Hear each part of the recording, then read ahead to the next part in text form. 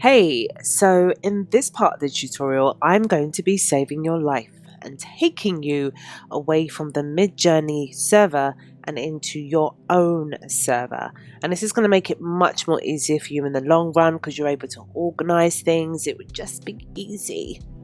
So in order to do this, the first thing we need to do is head over to add a server. That's this button here on the left hand side. It's just got a little green cross in the middle of it. If we click on this and click on create my own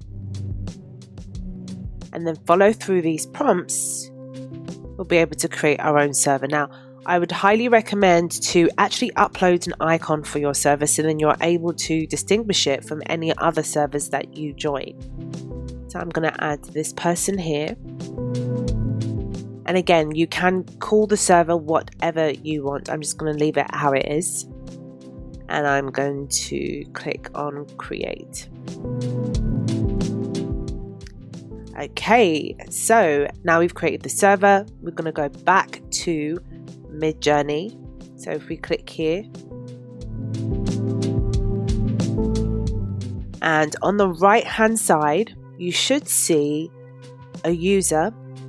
You should see this list with users in it. If you can't see it, then you want to click on the icon at the top, which will open the member list for you. Okay. Now, if you're having any troubles, you might need to click on another channel, but you should be able to see it if you're having any issues. Clicking on announcements usually works. Now, you want to find the Midjourney bot.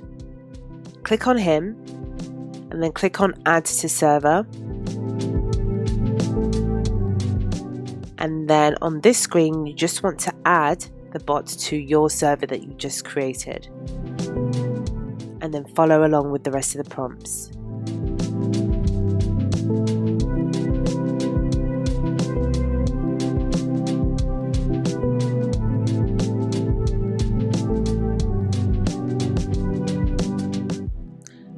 Once you've verified it, you should hear a beep noise, and that shows that you have authorized it.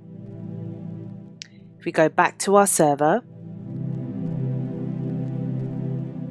and if we click in the bar and type in the magic word again, which is /imagine, enter, I'm now going to put in my prompt, eggs in a frying pan.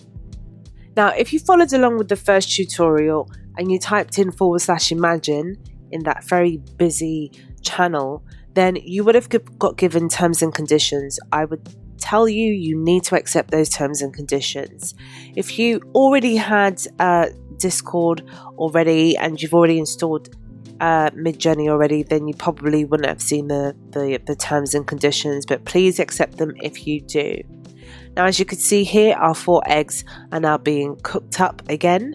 But if you do run into problems and you're noticing that you're not actually being able to generate any images, or it's telling you that you need an email verification, then you can verify your email very, very, very simply. To verify your email, click on the user setting icon at the bottom.